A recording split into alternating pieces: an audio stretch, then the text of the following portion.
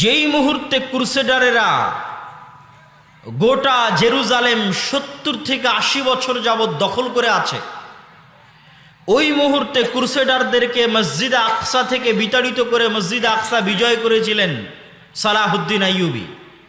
সালাহুদ্দিন আইয়ুবীর উত্থান কিভাবে হয়েছিল? সালাহুদ্দিন আইয়ুবী কোথায় থেকে এসেছিলেন?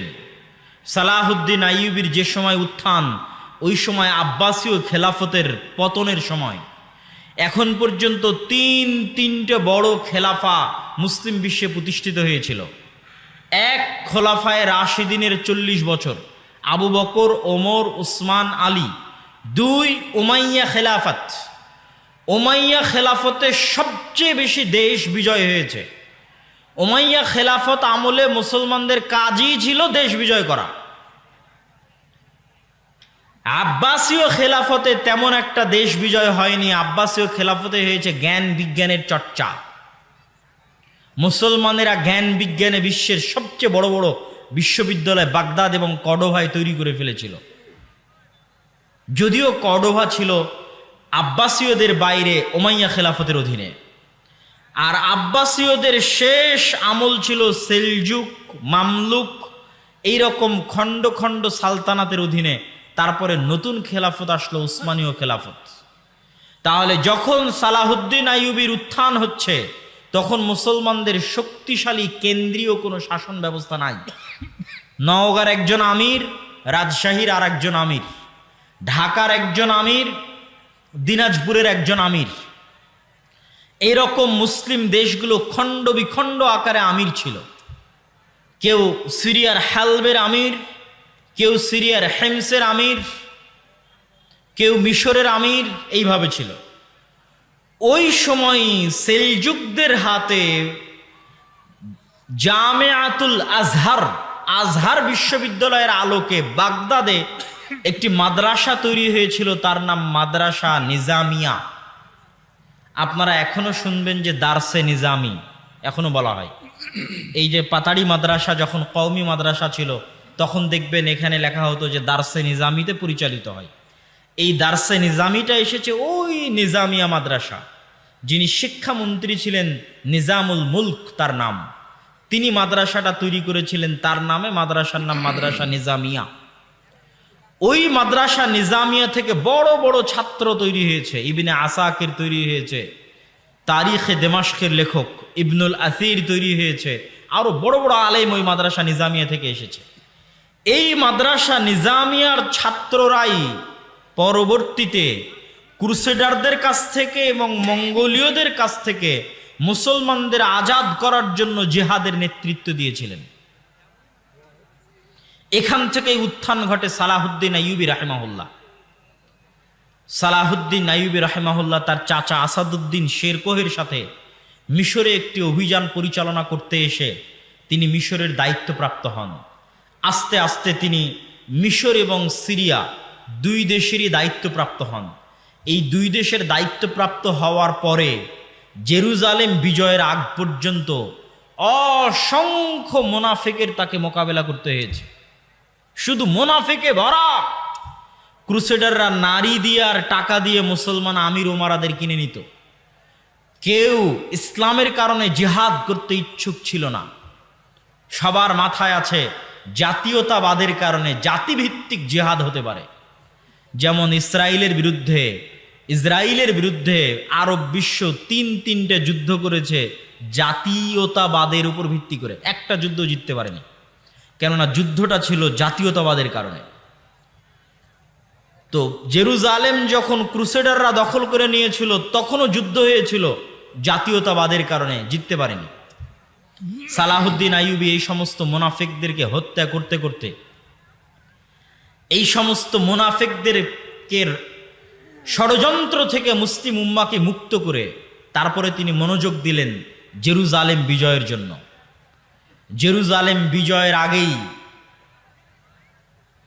তারও আগে ইমাদউদ্দিন জিঙ্কি, নূরউদ্দিন জিঙ্কি, তাদেরই সিলসিলার ছিলেন সালাহুদ্দিন আইয়ুবী। ইমাদউদ্দিন জিঙ্কি আর নূরউদ্দিন জিঙ্কি তারা জেরুজালেম বিজয় করবেন এই জন্য একটা মেম্বার বানিয়েছিলেন সিরিয়াতে। যেই দিন জেরুজালেমের মসজিদ আকসা বিজয় হবে সেই দিন এই মেম্বার মসজিদ আকসায় স্থাপন করা হবে। ওই মেম্বার এখনো মসজিদ আকসায় আছে। সালাহুদ্দিন আইয়ুবীরও স্বপ্ন ছিল, এই যে মেম্বার তৈরি করা হয়েছে, এই মেম্বার আমাকে জেরুজালেমে স্থাপন করতে হবে, মসজিদ আকসায় স্থাপন করতে হবে। এই স্বপ্নে তিনি হজও করেননি, ওমরাও করেননি। পৃথিবীতে আল্লাহর 3টা ঘর আছে, কাবা, মসজিদে নববী আর মসজিদ আকসা। এই 3টা ঘরের একটা ঘর, 3টা ঘরই তো আল্লাহর ঘর। মসজিদ আকসার ফজিলত সম্পর্কে আমি আলোচনা করব, এখানে একটু আপনাদেরকে হিন্টস দিয়ে তারপরে যাবো ইনশাল্লাহ মসজিদ আকসার ফজিলতে। আল্লাহ সুবহানাহু তাআলার এই 3টা ঘরের একটা ঘরকে অন্যের দখলে রেখে কেমন করে আমি আল্লাহর আর একটা ঘর জিয়ারতে যেতে পারি, আল্লাহর আর একটা ঘরে হজে যেতে পারি, আল্লাহর আর একটা ঘরে ওমরায় যেতে পারি, অথচ ওই মুহূর্তে আল্লাহর আর একটা ঘর বন্দী অবস্থায় আছে। এই ব্যথা, এই কষ্ট সালাহুদ্দিন আইয়ুবীর অন্তরে ছিল, সালাহুদ্দিন আইয়ুবীর হৃদয়ে ছিল। এই জন্য তিনি হজও করেননি, ওমরাও করেননি। আগে মসজিদ আকসা বিজয় করবেন, আল্লাহর আর একটা ঘর আগে মুক্ত করবেন বন্দী দশা থেকে, আল্লাহর আর একটা ঘর আগে মুসলমানদের জন্য উন্মুক্ত করে দিবেন, তারপরে তিনি আল্লাহর অন্য ঘর সেটা বিজয়ের, সেটা জিয়ারতের জন্য যাবেন, হজ এবং ওমরা আদায় করার জন্য যাবেন। আজকে 70-80 বছর থেকে মুসলমানেরা মসজিদ আকসা দেখতে যেতে পারে না। আপনারা কতজন হাজি আছেন আজকে এখানে বসে আছেন, মসজিদে নববী দেখেছেন, মক্কার মসজিদ দেখেছেন, মসজিদ আকসা দেখতে যেতে পারেননি? এ আফসোস থাকা উচিত অন্তরে। এটাও ওই 3টা মসজিদের একটা মসজিদ যেখানে দেখতে যাওয়া উচিত, ওই 3টা মসজিদের একটা মসজিদ যেখানে গেলে অতিরিক্ত নেকি আছে সালাতের জন্য। এটা মুসলমানদের প্রথম কিবলা, কিন্তু আমরা 70-80 বছর থেকে যেতে পারি না। পৃথিবীর 100 থেকে 150 কোটি মুসলমান তাদের 3য় পবিত্রতম স্থান দেখতে যেতে পারে না। এই কষ্ট মুসলমানদের অন্তরে থাকতে হবে, আপনার সন্তানের অন্তরে এই কষ্ট দিতে হবে। এই কষ্ট সালাহুদ্দিন আইয়ুবীর অন্তরে ছিল দেখেই সালাহুদ্দিন আইয়ুবী মসজিদ আকসা বিজয় করতে পেরেছে। আপনার অন্তরে এই কষ্ট প্রবেশ করাতে হবে, আপনার সন্তান সন্ততি বংশধরের অন্তরে এই কষ্ট দিতে হবে যে মসজিদ আকসা আমাদের মসজিদ, মসজিদ আকসায় আমরা সালাত আদায় করতে চাই। আল আরজুল মুকাদ্দাসা আমাদের, আমরা যেমন মক্কা দেখতে যেতে চাই, মদিনা দেখতে যেতে চাই, একই সফরে জেরুজালেমে বিমান ল্যান্ড করে মসজিদ আকসায় সালাত আদায় করতে চাই।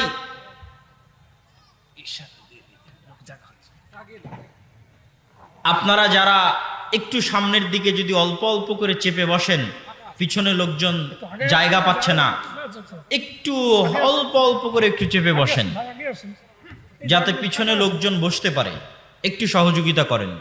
জাযাকুমুল্লাহু খায়রান, বারাকাল্লাহু ফিকুম। আগে আসেন, পিছনের লোক দাঁড়িয়ে আছে, আগে আসেন।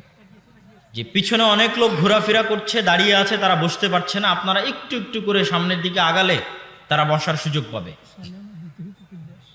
জি, সম্মানিত উপস্থিতি, সালাহুদ্দিন আইয়ুবীর অন্তরে এই কষ্ট ছিল যে তিনি মসজিদে আকসায় সালাত আদায় করতে পারেন না, মসজিদে আকসায় প্রবেশ করতে পারেন না, মুসলমানেরা পারে না।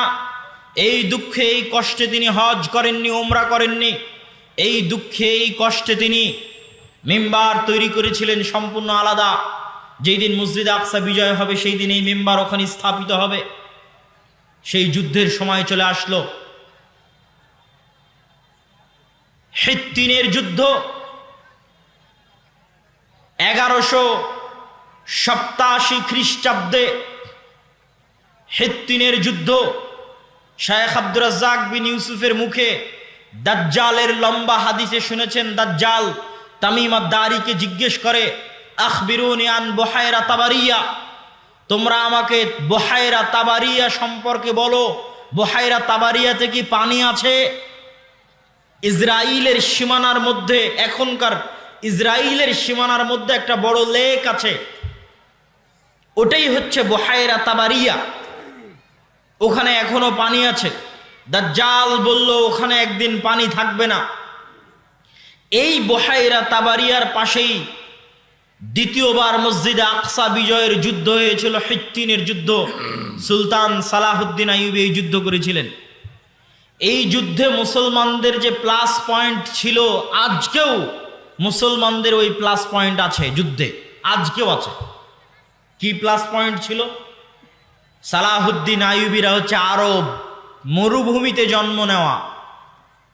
আজকের সৌদি, আজকের কুয়েত, কাতার, বাহরাইন, আজ থেকে 50 বছর আগে তারা ছিল মরুর বিদুইন। এখন হয়তো এসির কারণে, এসির মধ্যে সুযোগ সুবিধা লাভ করার কারণে সেই মরুভূমির স্বাদটা হয়তো তারা ভুলে যেতে পারে। তো সালাহুদ্দিন আইয়ুবীর যুগে তার এসি ছিল না। তো সালাহুদ্দিন আইয়ুবীরা হচ্ছে খাঁটি আরব, তাদের জন্ম মরুভূমিতে, তাদের মৃত্যু মরুভূমিতে। আর জেরুজালেম দখল করে রেখেছে কারা? ইউরোপিয়ানরা। ইউরোপে কি মরুভূমি আছে? ইউরোপ হচ্ছে শীত, ঠান্ডা। এখন ইংল্যান্ডে যান, বড় বড় জ্যাকেট ছাড়া ঘুরতে পারবেন না। স্কটল্যান্ডে হাত মোজা পা মোজা ছাড়া বের হতে পারবেন না। গোটা ইউরোপ, আমেরিকা, কানাডা এগুলো হচ্ছে শীত প্রধান অঞ্চল। আর আরব জেরুজালেম যেখানে আছে এটা হচ্ছে গরম মরুভূমি, গরম প্রধান অঞ্চল। তাহলে ইউরোপের শীত প্রধান দেশে বসবাসকারীরা দখল করে রেখেছে জেরুজালেম, যেটা আছে গরম এলাকায়, মরুভূমি এলাকায়। আর সালাহুদ্দিন আইয়ুবী সহ মুসলমান আরবদের জন্মই মরুভূমিতে, বড়ই হয়েছে গরম অঞ্চলে।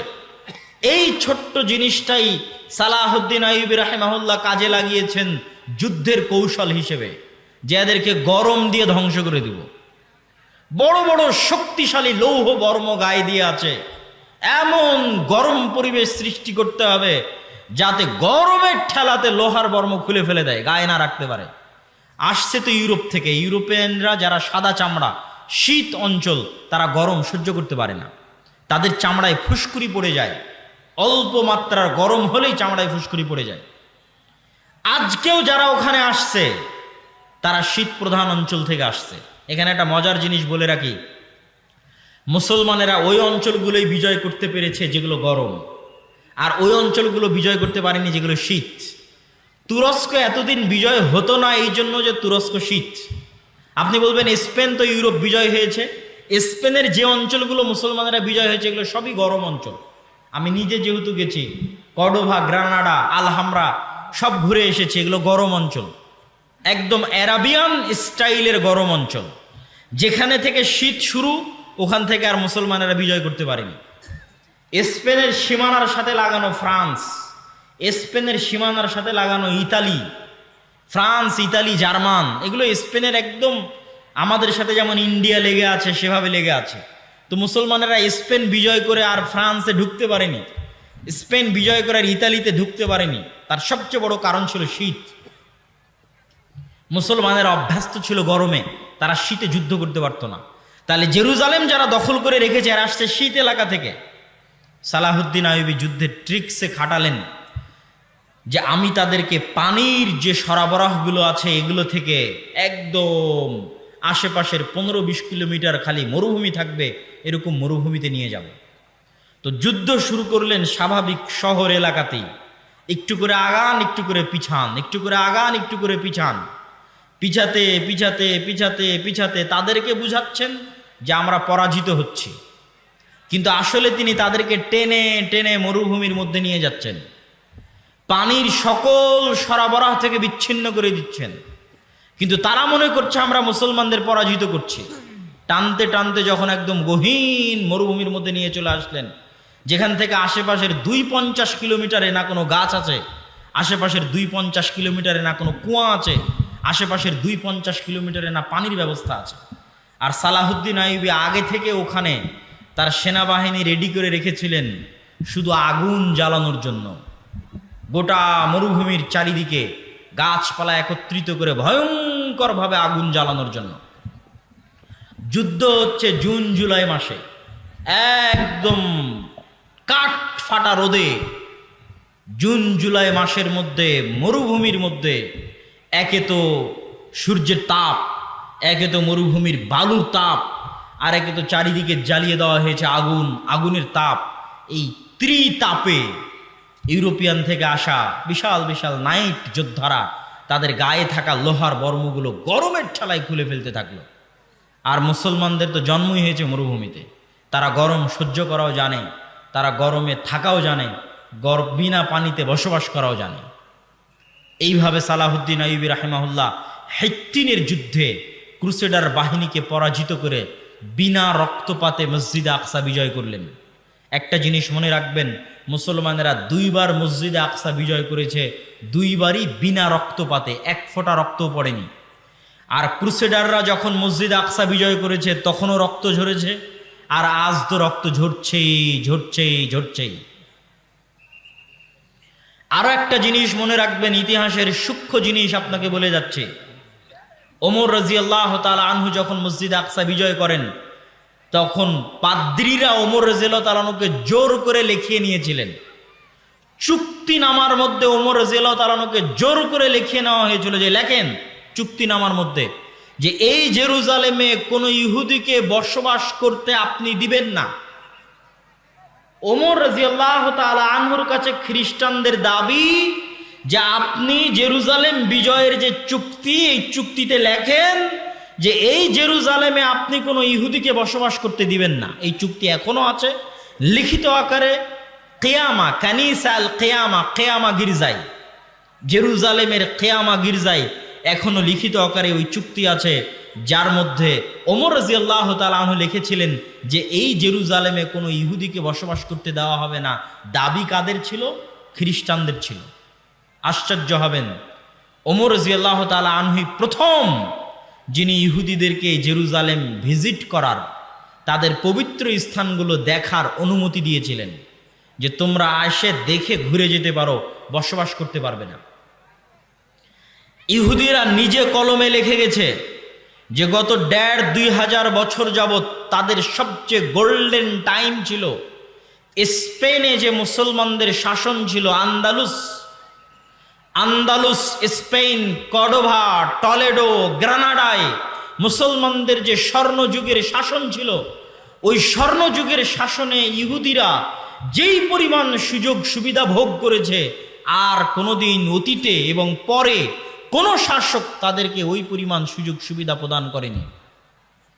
ওই সময় তারা জ্ঞান বিজ্ঞান শিখে, নতুন নতুন থিওরি তাদের মাথায় আসে, তারা খ্রিস্টানদের মধ্যে ভাঙ্গন তৈরি করে, প্রোটেস্ট্যান্ট খ্রিস্টান আবিষ্কার করার মাধ্যমে মুসলমানদের মধ্যে ভাঙ্গন তৈরি করে, প্ল্যান করে কিভাবে পুনরায় জেরুজালেমে ফিরে যেতে হবে, কিভাবে পুনরায় দখল করা যাবে, এগুলো সকল প্ল্যান তারা ওই সময় করে। বলছিলাম ওমর রাদিয়াল্লাহু তাআলা আনহু যেমন বিনা রক্তপাতে মসজিদ আকসা বিজয় করেছিলেন, সুলতান সালাহুদ্দিন আইয়ুবীও তেমনি বিনা রক্তপাতে মসজিদ আকসা বিজয় করেছিলেন।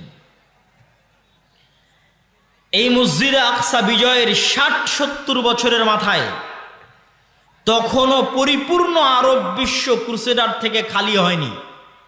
৬০-৭০-৮০ বছরের মাথায় মঙ্গোলীয়দেরকে পরাজিত করছেন সাইফুদ্দিন কুতজ আর জহিরউদ্দিন আল বেরবাস পরাজিত করছেন। মঙ্গোলীয়রা চীনের সীমান্ত থেকে বের হয়ে Uzbekistan, Kyrgyzstan, Kazakhstan, Afghanistan, Samarkand, Bukhara পায়ের নিচে পিষতে পিষতে ইরান, নিশাপুর পিষতে পিষতে ইরাকের বাগদাদ, লক্ষ লক্ষ মুসলমানের মাথা কেটে এই ঝড়কে পৃথিবীতে থামানোর মতো কেউ ছিল না। মুসলমানেরা লিখতে বাধ্য হয়েছে আর ইয়াজুজ মাজুজ। মাত্র ১০০ বছরের ব্যবধানে একদিকে ক্রুসেডাররা আর একদিকে মঙ্গোলীয়রা। এর চেয়ে ভয়াবহ পরিবেশ পৃথিবীর ইতিহাসে মুসলমানেরা আর কোনোদিন দেখেনি। আজকের পরিবেশ অত ভয়াবহ নয়, ওই দিন পরিবেশ যত ভয়াবহ ছিল। এই যে তাদের স্রোত, এই স্রোত গিয়ে থামলো মিশরে। মিশরে তখন ক্ষমতায় ছিলেন সালাহুদ্দিন আইয়ুবীর পরেই, সালাহুদ্দিন আইয়ুবীর পরপরই মামলুকরা ক্ষমতায় আসে। মামলুক কারা? আজকে যেমন মাদ্রাসাগুলোতে এতিমখানা আছে, এতিমখানায় ছাত্ররা পড়ে, ওই যে নিজামিয়া মাদ্রাসা নিজামিয়ায় পড়াশোনা করত বিভিন্ন অঞ্চল থেকে আসা গরিব, দাস, গোলাম, ইয়েতিম ছাত্ররা। ওই সমস্ত ছাত্রদের দিয়ে শুধু জিহাদের জন্য একটা টিম ছিল। তারাই জিহাদ করতে করতে করতে করতে একসময় তাদের হাতেই ক্ষমতা চলে আসে। বিশেষ করে সালাহুদ্দিন আইয়ুবীর মৃত্যুর পরে তার ছেলে অথবা তার ছেলের ছেলের স্ত্রী শাজারাতুদ্দুর। যখন মামলুক কোন একজন বাদশাকে বিবাহ করেন তখন মামলুকেরা পরিপূর্ণ ক্ষমতায় চলে আসে। এই মামলুকদেরই ছিল সাইফুদ্দিন কতজ সেনাপতি, এই মামলুকদেরই ছিল সেনাপতি জাহিরুদ্দিন বেরবাস। তাদের সাথে দ্বিতীয় যুদ্ধ হচ্ছে আইনে জালুতের যুদ্ধ, তথা 1187 মাত্র 60-70-80 বছর পরে আইনে জালুতের যুদ্ধ হচ্ছে মঙ্গোলীয় হালাকু খা চেঙ্গিস খানের বিরুদ্ধে। পৃথিবীর ইতিহাসে এটা তাদের প্রথম পরাজয়। তারা ভুলেই গেছিল যে কেউ তাদের পরাজিত করতে পারে। আর এই মিশরে যদি তারা পরাজিত না হতো তাহলে পুনরায় মঙ্গোলীয়দের হাতে বাইতুল মুকাদ্দাস ধ্বংস হয়ে যেত। তাদের কাছে তো আর বাইতুল মুকাদ্দাস পবিত্র না, তাদের হাতে কাবা ধ্বংস হয়ে যেত, তাদের হাতে মসজিদে নববী ধ্বংস হয়ে যেত। মসজিদে নববী, কাবা এবং বাইতুল মুকাদ্দাস ধ্বংস হওয়ার আগের শেষ যুদ্ধ ছিল বাগদাদ ধ্বংস হয়ে যাওয়ার পরে, সিরিয়া ধ্বংস হয়ে যাওয়ার পরে শেষ যুদ্ধ ছিল মিশর আইনে জালুতের যুদ্ধ। সাইফুদ্দিন কতজ এবং জাহিরুদ্দিন বেরবাস এই যুদ্ধে অবতীর্ণ হয়েছিলেন এবং এটাও একটি অসম যুদ্ধ ছিল, তথা মুসলমানদের সংখ্যা ছিল কম আর তাদের সংখ্যা ছিল বেশি। সম্মানিত উপস্থিতি, এই দুই ঘটনার মাত্র 100 বছরের ব্যবধানে ওসমানীয় খেলাফতের খলিফা মুহাম্মদ আল ফাতেহ বিজয় করেন ইস্তাম্বুল, কুস্তুনতুনিয়া। তাহলে পুরো সারমর্ম আপনাকে টেনে দিলাম যে 300 বছরে মুসলমানেরা সবচেয়ে ভয়ঙ্কর অবস্থা দেখেছে। একদিকে ক্রুসেডারেরা, একদিকে মঙ্গোলীয়রা। ক্রুসেডার এবং মঙ্গোলীয়দের মুসলমানেরা পরাজিত করেছে, তারপরে মুসলমানেরা ইস্তাম্বুল, কুস্তুনতুনিয়া, কনস্টান্টিনোপল বিজয় করেছে। আজকে মুসলমানেরা ওই রকম খারাপ এবং ভয়াবহ পরিস্থিতির মুখোমুখি হয়নি, কিন্তু আজকে মুসলমানেরা বিজয় হচ্ছে না কেন? আজকে জেরুজালেম মসজিদে আকসা মুসলমানদের হাতে নাই কেন? আজকে জেরুজালেম মসজিদে আকসা মুসলমানদের হাতে না থাকার কারণ, আর এই মসজিদে আকসা, এই জেরুজালেম যুগে যুগে যতবার বিজিত হয়েছে তার যদি সারমর্ম আপনি দেখেন, তাহলে আমি বক্তব্যের শেষে গিয়ে আরও আপনাকে সারমর্ম বলবো যে কেমনে কিভাবে মুসলমানেরা পুনরায় সেই জায়গায় নিজেদের ফিরিয়ে নিয়ে যেতে পারবে, বলবো ইনশাআল্লাহ। তার আগে বলে নেই, আজকে সারা বিশ্বের মুসলমানদের চারিত্রিক বিকৃতি ঘটেছে ঔপনিবেশিক শাসন আমলে। ঔপনিবেশিক শাসন আমল হচ্ছে আমাদেরকে যেমন ব্রিটিশরা শাসন করেছিল 190 বছর। আপনারা আজকে যেই জমির মালিক হয়েছেন, এই জমির মালিক আপনারা ছিলেন না। একদম ক্লিয়ার কথা বলছে, আপনারা যারা এখানে বসে আছেন সবার নামে জমি আছে।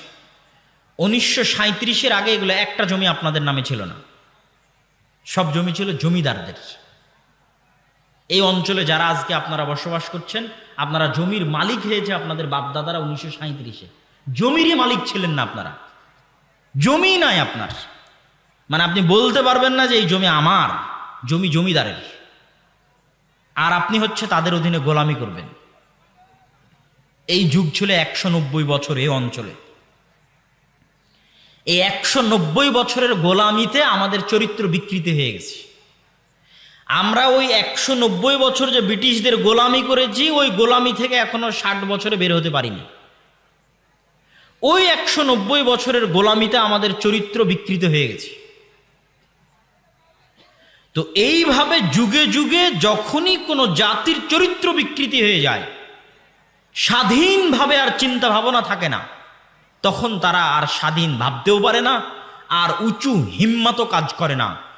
তো আজকে আপনারা যেমন ব্রিটিশদের গোলাম ছিলেন 190 বছর, এই গোটা মুসলিম বিশ্বের কোনো না কোনো দেশ, কোনো না কোনো ইউরোপিয়ান কান্ট্রির উপনিবেশ কলোনি ছিল, গোলাম ছিল।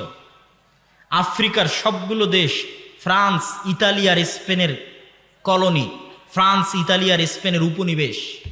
এই জন্য আফ্রিকান যে মুসলিম দেশগুলো আছে, ওরা স্প্যানিশ ভাষায় কথা বলে, ফরাসি ভাষায় কথা বলে। আমাদের ভারত, পাকিস্তান, বাংলাদেশের মানুষ যেমন সবচেয়ে বেশি যায় ইংল্যান্ডে, ঠিক আফ্রিকার মানুষজন সবচেয়ে বেশি যায় ফ্রান্সে, আফ্রিকার মুসলমানেরা সবচেয়ে বেশি যায়, মরক্কোর মুসলমানেরা সবচেয়ে বেশি যায় স্পেনে। ইংল্যান্ডের যা আইন ভারত পাকিস্তান বাংলাদেশের তাই আইন। ইংল্যান্ডের রাস্তায় গাড়ি যেই দিক দিয়ে যায়, বাংলাদেশ ভারত পাকিস্তানের রাস্তায় গাড়ি ওই দিক দিয়ে যায়। ইংল্যান্ডের গাড়ির যেই সাইডে সিটিং হুইল ধরার জায়গা আছে, বাংলাদেশ ভারত পাকিস্তানের গাড়ির ওই সাইডেই জায়গা আছে। ইংল্যান্ডের ভাষা ইংরেজি, ভারত পাকিস্তান বাংলাদেশের সেকেন্ড ল্যাঙ্গুয়েজ ইংরেজি। আবার ফ্রান্স, জার্মানি, ইতালি, স্পেন এরা যে দেশগুলো শাসন করেছে, এদের দেশের রাস্তা যেই সাইড দিয়ে গাড়ি যাবে, ফ্রান্সের ওই কলোনিতে যায় দেখবেন ওই সাইড দিয়ে গাড়ি যায়। এদের দেশের গাড়ির যেই সাইডে সিট আছে বসার, ওদের দেশে যায় দেখবেন ওই সাইডে বসার সিট আছে। এদের দেশে যেটা ভাষা, ওরা যে দেশ শাসন করতো ওই দেশে যায় দেখবেন ওইটাই সেকেন্ড ল্যাঙ্গুয়েজ। এইভাবে 190 বছরের গোলামিতে, এটা এমনি বাহ্যিক উদাহরণ দেখালাম, আমি তো আর বাস্তব ভিতরের উদাহরণ আপনাকে দিতে পারছি না। মনস্তাত্ত্বিক গোলামির উদাহরণ আপনাকে কেমনে দিব? আপনাকে কেমনে আমি ব্রিটিশদের গোলামির আগের যে মুসলমানেরা ছিল তাদেরকে জীবিত করে কেমনে দেখাবো যে এই দেখো বাংলাদেশের মুসলমানেরা এরকম ছিল, আজ তোমরা এরকম। তথা ব্রিটিশদের 190 বছর গোলামির আগে এখানে এই পাতাড়িতে যে মুসলমানেরা থাকতো, তাদের মন মানসিকতা, মাইন্ড আর আজকে যারা আছে পার্থক্য আছে। ওই ব্রিটিশদের গোলামির আগে যারা ছিল তারা ছিল স্বাধীন চেতা, উঁচু হিম্মা, হেম্মা আলিয়া। আর আমরা হচ্ছে গোলাম। কেন? 190 বছর আমরা গোলামি করেছি, রক্তের মধ্যে গোলামি মিশে গেছে। এরকম সারা পৃথিবীর মুসলমানদের রক্তের মধ্যে গোলামি মিশে গেছে এই উপনিবেশ ও উপনিবেশিক শাসন আমলের কারণে। আজকে আমরা ফিলিস্তিন, জেরুজালেম হারিয়েছি এই কারণেই, শুধু এই কারণে। ব্রিটিশরা যখন ভারত ছেড়ে গেল, তুমি 1757 সালে যখন ভারতে ঢুকেছিলে তখন ভারতের মালিক ছিলাম আমরা। তো আজ তুমি ভারত ছেড়ে যাবে তো আমাদের হাতে দিয়ে যাবে, সোজা সিম্পল হিসাব। তুমি 190 বছর আগে যখন ভারতে ঢুকেছো তখন ভারতের শাসক আমরা, তাহলে 190 বছর 1947 যখন তুমি ভারত ছাড়ছো আমাদের হাতে দিতে হবে না। তারা দেয়নি, তারা এটাকে ভেঙে 3টে দেশ তৈরি করেছে, 2 কোনায় 2 মুসলমান দেশ রেখেছে। ডিভাইড অ্যান্ড রুল, যাতে ভাগ করো এবং শাসন করো এই বুদ্ধি কাজ করা যায়। ওই কোনাতে কাশ্মীরকে অবন্টিত রেখে দিয়েছে, না পাকিস্তানের মধ্যে না হিন্দুস্তানের মধ্যে। এই একই কাজ, সেম একই কাজ। না লেবানন নামে দুনিয়াতে কোনো দেশ ছিল, না ইসরায়েল নামে দুনিয়াতে কোনো দেশ ছিল, না ফিলিস্তিন নামে দুনিয়াতে কোনো দেশ ছিল, না আরো যে দেশগুলো, তো জর্ডান নামে পৃথিবীতে কোনো দেশ ছিল, না আরব আমিরাত নামে পৃথিবীতে কোনো দেশ ছিল, না কাতার নামে পৃথিবীতে কোনো দেশ ছিল, না কুয়েত নামে পৃথিবীতে কোনো দেশ ছিল। সবই ছিল উসমানীয় খেলাফা, সবই উসমানীয় খেলাফা। সবগুলোকে এরা ভেঙেছে, বসে থেকে থেকে ম্যাপ তৈরি করেছে, বসে থেকে থেকে ম্যাপ তৈরি করে ভেঙ্গে ভেঙ্গে ওর মধ্যে থেকে বের করেছে জেরুজালেমের জায়গা, ইসরায়েলের জায়গা। ওসমানীয় খেলাফতের দ্বিতীয় আব্দুল হামিদের ঘটনা পড়ে দেখবেন যে তার কাছে ইহুদিরা কত চেষ্টা করেছে যে আমরা জেরুজালেমে জমি কিনতে চাই, আমাদেরকে জমি কেনার অনুমতি দেওয়া হোক। তিনি দেননি। বিস্তারিত ইতিহাস পড়ে দেখবেন। সেই জায়গায় সারা বিশ্বের সব খ্রিস্টান ইহুদিরা একত্রিত হয়ে, অথচ এই খ্রিস্টানেরাই 1400 বছর আগে ওমর রাদিয়াল্লাহু তাআলা আনহুকে লেখালো চুক্তিতে যে আপনি লেখেন যে জেরুজালেমে আপনি কোনো ইহুদিকে বসবাস করতে দিবেন না। খ্রিস্টানেরা লেখালো। আজ 1400 বছর পরে ওই খ্রিস্টানেরাই তোমার এত ভালোবাসা, এত দরদ, তোমার ইউরোপ আমেরিকার মধ্যে জায়গা বের করে দাও, থাকার জন্য দাও না কেন? মুসলমানদের মধ্যে থেকে জায়গা বের করতে হবে। কিভাবে বের করেছে? এইভাবে, যেভাবে ভারতকে ভেঙে 3 টুকরা করেছে, ওই একইভাবে শাম এবং সিরিয়াকে ভেঙে 4-5 টুকরা করে ওর মধ্যে থেকে বের করেছে জায়গা। তাহলে আজ আমরা সারা পৃথিবীতে মুসলমানেরা যে বিস্ফোড়াগুলো বহন করছি, এই বিস্ফোড়াগুলো হচ্ছে ঔপনিবেশিক শাসন আমলের রেখে যাওয়া বিস্ফোড়া। কলোনিয়াল যে সিস্টেম ছিল ওই সিস্টেমের পরে রেখে যাওয়া বিস্ফোড়া।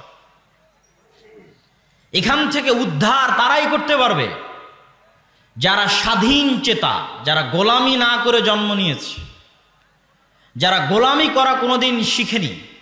আল্লাহ কোথাও না কোথাও তাদেরকে মানুষ করতেছে, আল্লাহ কোথাও না কোথাও তাদেরকে লালন পালন করতেছে। আল্লাহর নিজাম তো আছেই, তাদবীরুল্লাহ সুন্নাতুল্লাহ ফি তাদবীরিল আরজ, আল্লাহর নিজাম আছে। আল্লাহ ফেরাউনের জন্য মুসা তৈরি করবেনই। আল্লাহ সুবহানাহু ওয়া তাআলা মুসা আলাইহিস সালাতু ওয়াস সালামকে ফেরাউনের ঘরে তৈরি করেছেন। কেন মুসা আলাইহিস সালাতু ওয়াস সালাম যদি বানু ইসরাঈলদের সাথে পালিয়ে পালিয়ে বেড়াতো, তাহলে ওনার মানসিকতা ছোট হয়ে যেত। উনি বুঝতো না যে স্বাধীনতার স্বাদ কি, স্বাধীন মানুষের স্বাদ কি, স্বাধীন মানুষ কেমনে চিন্তা করে, এটা উনি বুঝতে পারতো না। কেন ওনার পুরো কওম তো গোলাম কওম, 300 বছর থেকে ওনার কওম ফেরাউনের গোলামি করতেছে। ওনার বানু ইসরাঈলদের শিশু সন্তানকে ইউযাব্বিহুনা আবনাকুম ওয়া ইস্তাহয়ুনা নিসাকুম, চোখের সামনে ফেরাউনের পুলিশ বাহিনী ধরে ধরে জবাই করতেছে। তো মুসা আলাইহিস সালাম তো বুঝবে না। উনি যদি বানু ইসরাঈলের সাথে বড় হতেন, উনি বুঝতেন এটাই মনে হয় আমার জীবন, এই গোলামি আমার ভাগ্য, এই দাসত্বই আমার জিন্দেগি। কিন্তু উনি যখন ফেরাউনের বাড়িতে মানুষ হয়েছে, পূর্ণ সুযোগ সুবিধা পেয়ে যাবতীয় অধিকার ভোগ করে, তখন উনি বুঝেছে যে কিরে একটা স্বাধীন মানুষের স্বাদ কি, একটা স্বাধীন মানুষের চিন্তা চেতনা কি। তখনই না ওনার সামনে বানু ইসরাঈলকে কিবতীরা যখন ধরে মারলো, বানু ইসরাঈলকে ফেরাউনের বংশের একজন ধরে একজন বানু ইসরাঈলকে মারলো, তো মুসা আলাইহিস সালাম রাগে এক থাপ্পড়ে ফেরাউনের ওই প্রশাসনিক কর্মকর্তাকে ওখানেই হত্যা করে ফেলেছেন। তো উনি যে একটা থাপ্পড় দিলেন, এই হিম্মতটা আসলো কোথায় থেকে? উনি যদি বানু ইসরাঈলের সাথে বড় হতেন, উনিও গোলাম হয়েই বড় হতেন। কিন্তু উনি ফেরাউনের বাড়িতে বড় হয়েছেন, উনি দেখেছেন যে ওনার বানু ইসরাঈলের সাথে কি রকমের ব্যবহার করা হয়। আল্লাহ ওভাবে কোথাও না কোথাও মানুষ করতেছে, স্বাধীন চেতা মুসলমানকে মানুষ করতেছে। আল্লাহ করবে, এটা আল্লাহর সিস্টেম। আমার এবং আমাদের দেশের আমরা যেইভাবে গোলাম হিসেবে বড় হচ্ছি, আমাদের রক্ত মজ্জায় অস্থি মজ্জায় যেভাবে গোলামি ঢুকে গেছে, এই গোলামি থেকে আমরা না নিজেরা কোনোদিন স্বাধীনতার স্বাদ পাবো, না আমরা আমাদের মুসলিম ভাইদেরকে কোনোদিন স্বাধীনতার স্বাদ দিতে পারবো। কিন্তু আল্লাহর নিজাম আল্লাহ করবেন। আল্লাহ সুবহানাহু ওয়া তাআলা ওই রকম স্বাধীন চেতা হিম্মা আলিয়া মুসলমানদের হাত দিয়েই, যারা শুধুমাত্র আল্লাহর সন্তুষ্টির জন্য, জাতীয়তাবাদের কারণে নয়। আরব ইসরায়েল 3-3টা যুদ্ধে আরবেরা পারেনি কেন? এরা হচ্ছে দিনের বেলা যুদ্ধ করে, রাতের বেলা ড্যান্স পার্টি করে, মুখে নাই দাড়ি, চাছা মুখ, তথা যুদ্ধ করতেছে আরব জাতীয়তাবাদের কারণে। আপনি 1971 যুদ্ধ করেছেন কেন? বাংলাদেশ জাতীয়তাবাদ, বাঙালি জাতীয়তাবাদের কারণে, ধর্মের কারণে নয়।